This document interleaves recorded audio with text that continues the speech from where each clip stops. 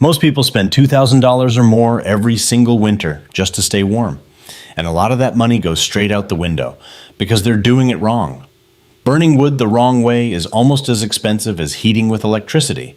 And there's one mistake that drains more heat than anything else.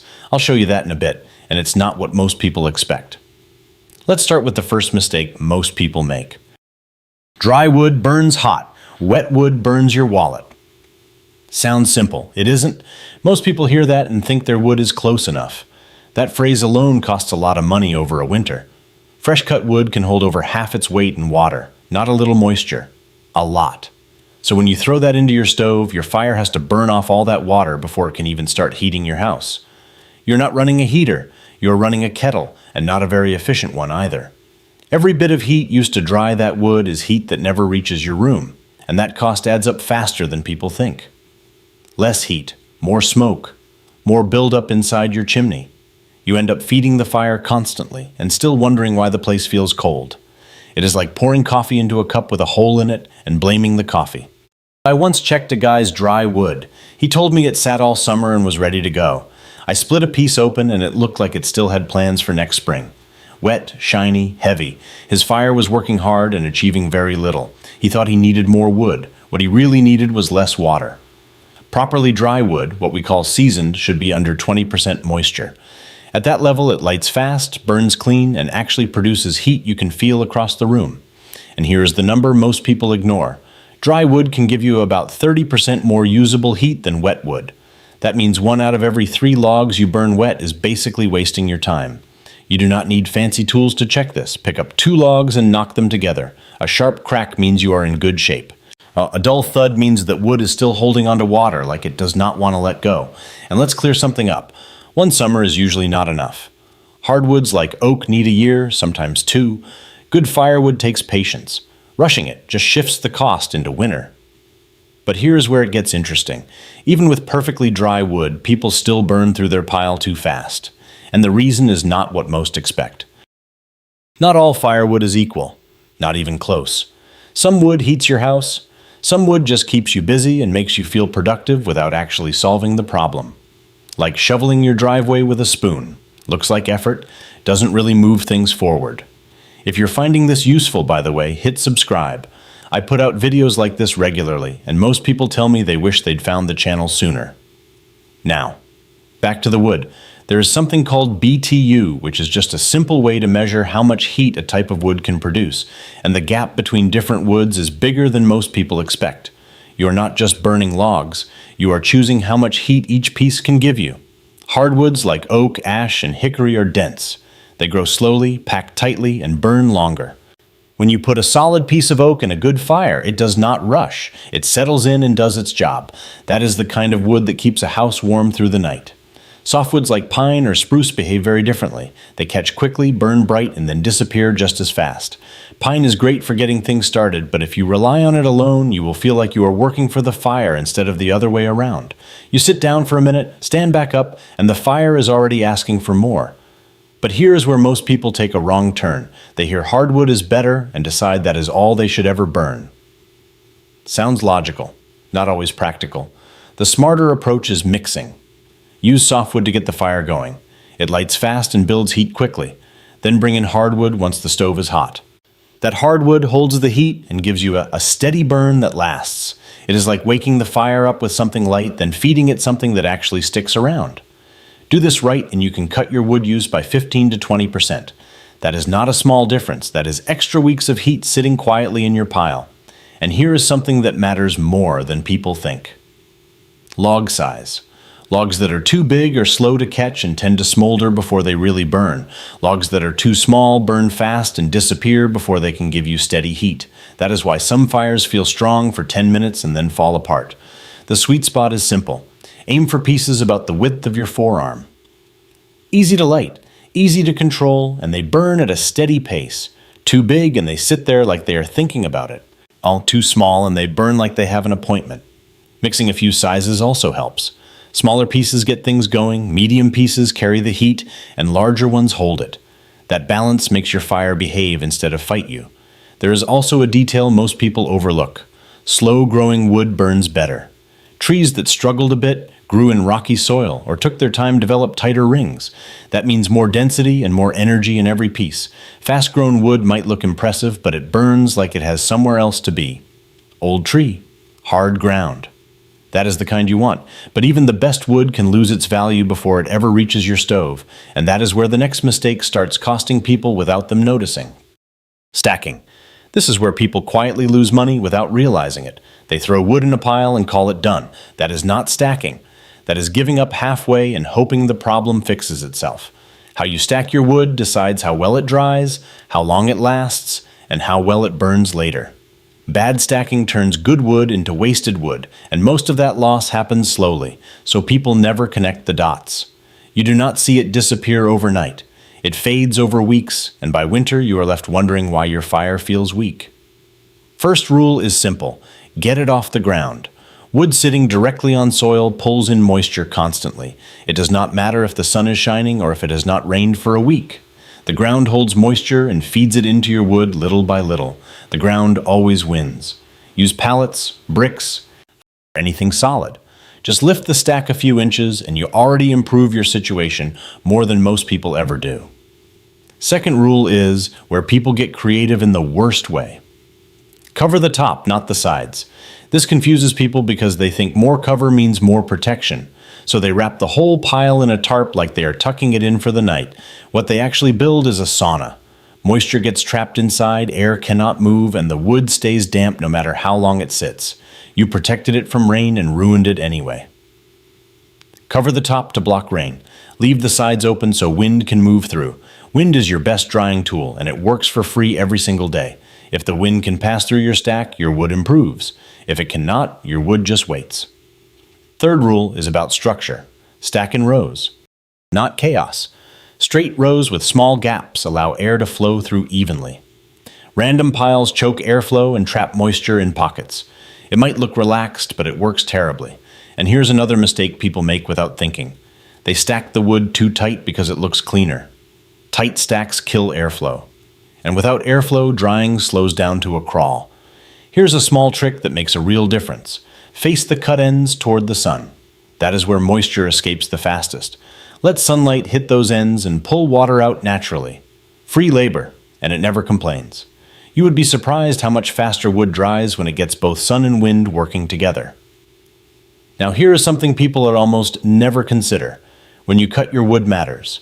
If you cut too late in the season and stack it right before cold weather, that wood will not dry properly. It will sit there all winter holding moisture, and when you finally burn it, you are right back to weak fires and wasted heat. Cut early, stack early, and give it time to do its job. And here's another quiet mistake.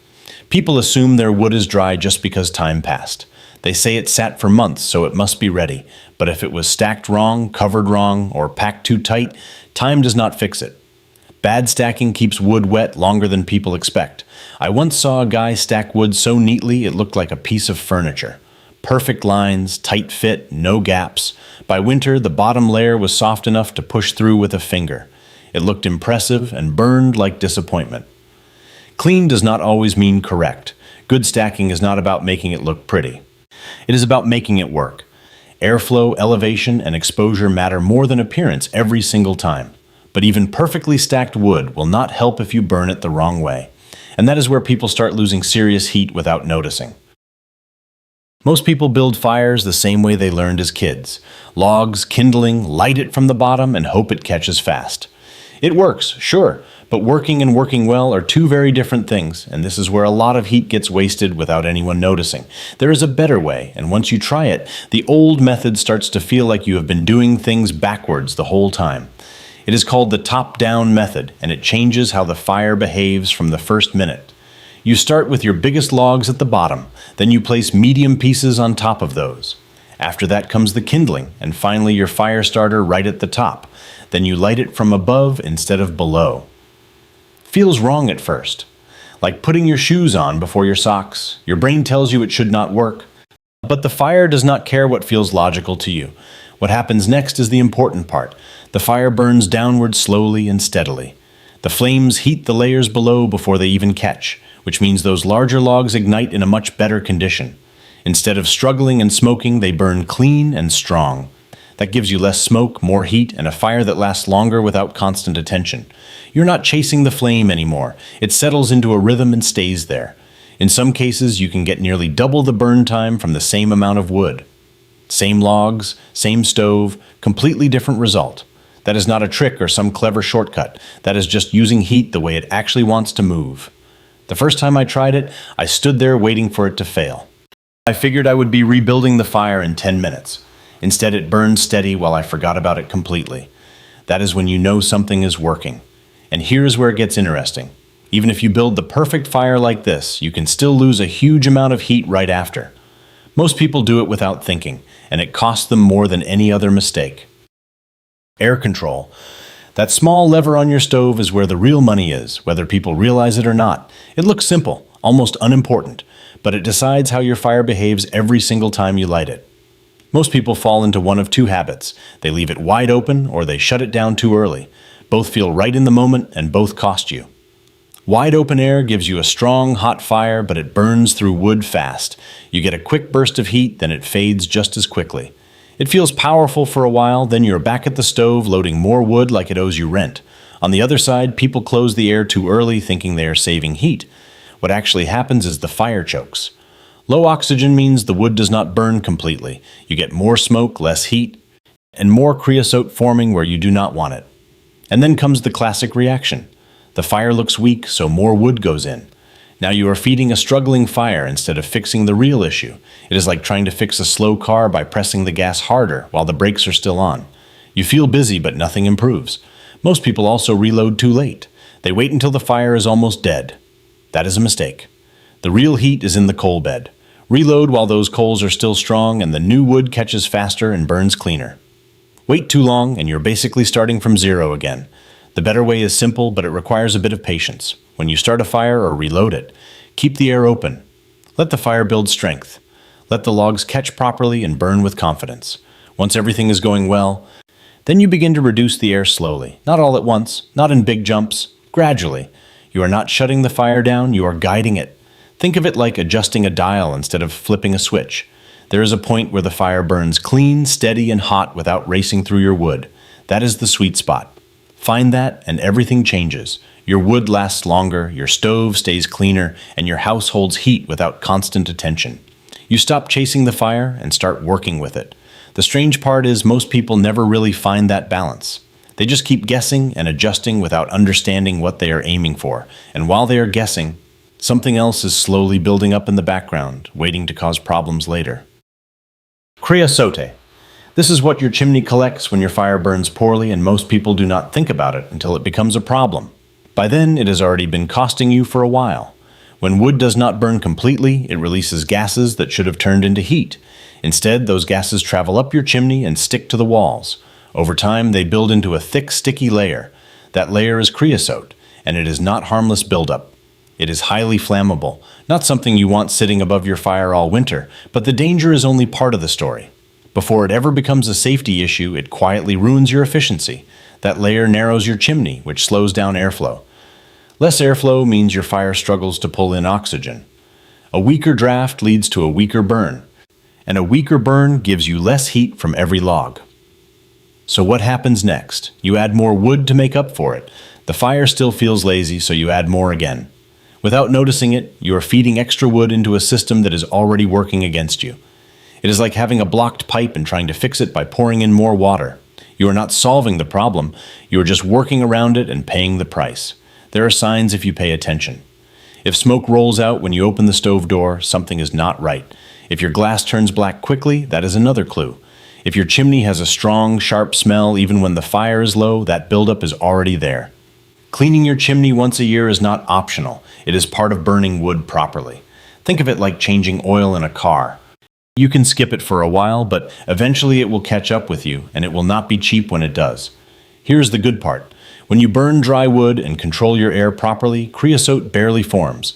A clean, hot fire leaves very little behind. Everything you have done so far connects right here, and now we get to something most people overlook completely, even though it sits right in front of them after every fire. Ash. Most people treat it like waste, something to shovel out, dump, and forget about. It isn't. It is the final part of your fuel, and it still has value if you know what to do with it. Start with the simplest thing. Leave a thin layer of ash in your stove. About an inch is enough. That layer acts like insulation, holding heat inside the firebox and reflecting it back into the fire.